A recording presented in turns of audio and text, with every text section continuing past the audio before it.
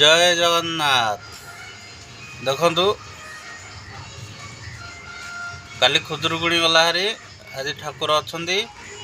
ଆଜି ସଂକ୍ରାନ୍ତିରେ ଠାକୁର ଯାଏମାନେ ଆଜି ରହିଛନ୍ତି, ଯାହାକି ବୁଧବାର ଠାକୁର ବିସର୍ଜନ ହେବେ। ସେଥିପାଇଁ ମୋରି ଘରେ ଅଛନ୍ତି। ଆଜି ଗୋଟେ କଥା କହିବି, କାହିଁକିନା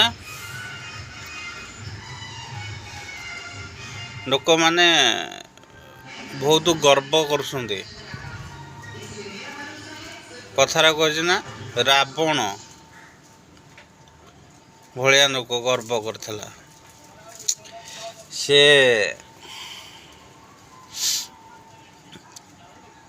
ବି ଧ୍ୱଂସ ହେଇଗଲା।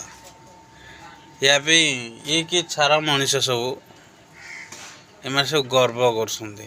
ସେମିତି ରାବଣ ଭଳିଆ ଧ୍ୱଂସ ହେଇଯିବ। ଦେଖନ୍ତୁ ସେ ମା ବସିଛନ୍ତି,